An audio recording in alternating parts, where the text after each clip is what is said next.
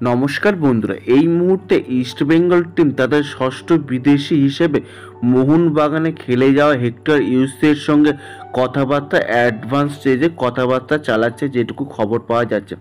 এই hectare ইউসের last মরশুমটায় Mohun Bagan super জায়ান্টে খেলেছিল এবং সেই মোহনবাগানের দলের হয়ে যথেষ্ট ভালো একটা পারফরমেন্স দিয়েছিল এবং আইএসএল এর শিল্ড জেতার জন্য যথেষ্ট একটা বড় ভূমিকা পালন করেছিল এই বিদেশি ডিফেন্ডার।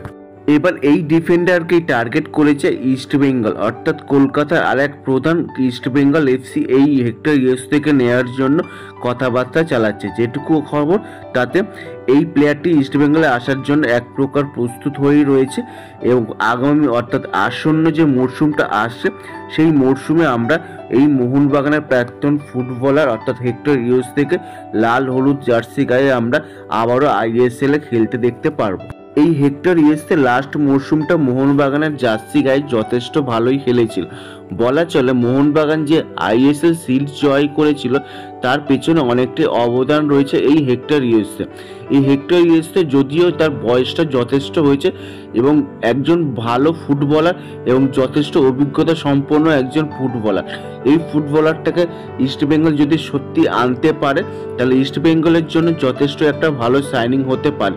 তবে যেহেতু ফুটবলারটি যথেষ্ট বয়স হয়েছে একটা এবং সেইখান থেকে দেখতে গেলে দেখা যাক যে ইস্টবেঙ্গলের জার্সি গায়ে কতটা ভালো পারফরমেন্স দিতে পারে।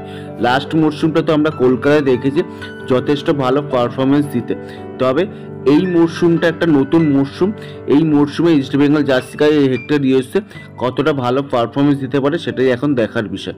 তোমরা অবশ্যই কমেন্ট করে জানাও হেক্টর ইউএসএ লাল হলুদ জার্সি গায়ে তোমরা কেমন পারফরমেন্স দেখতে চাও, অবশ্যই কমেন্ট করে জানাও। এই ভিডিওটা এই পর্যন্ত যদি ভালো লেগে থাকে তাহলে অবশ্যই লাইক শেয়ার অ্যান্ড কমেন্ট করো এবং অবশ্যই চ্যানেলটিকে সাবস্ক্রাইব করো।